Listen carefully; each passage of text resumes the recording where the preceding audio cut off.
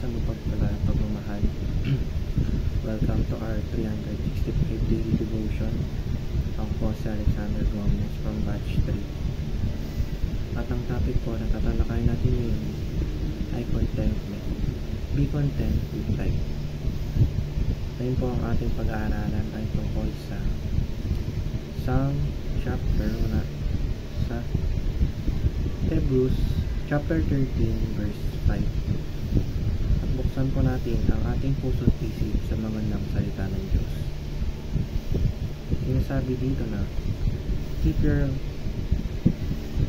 lives free from the love of money and be content with what you have, because God has said, never will I leave, never will I forsake you. Or sa Tagalog, umiwas kayo sa pag-ibig sa salapi, at kayo'y masihan na kung anong mayroon kayo, sapagkat sinabi niya, sa anumang paraan ay hindi kita iiwan o pababayaan. Sinasabi sa verse na, iwasan daw natin ang magpasilaw sa pera at kayamanan dito sa lupa, at makontento tayo sa kung ano ang binigay ng Diyos sa atin, sapagkat ang Diyos na mismo nagsabi na hindi niya tayo pababayaan at hindi niya tayo iiwan. Teaching number 1. Contentment is being truly free. Pag tayo ay kontento sa buhay, nagiging malaya tayo sa lahat ng aspeto, sapagkat hindi natin kino-compare ang sarili natin sa iba.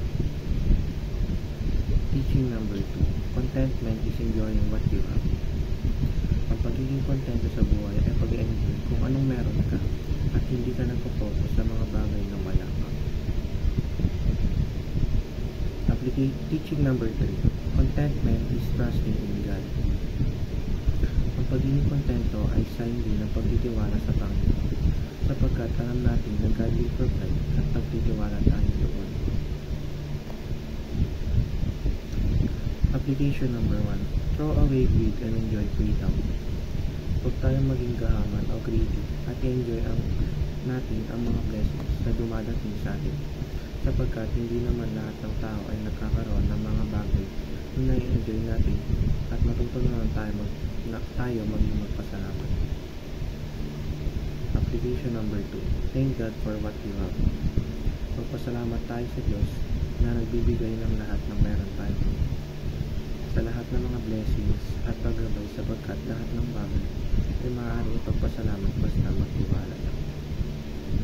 Application number 3. Trust in God's daily provision. Magtiwala tayo na ang Panginoon ay magpaprovide sa atin ng lahat ng pangangailangan natin.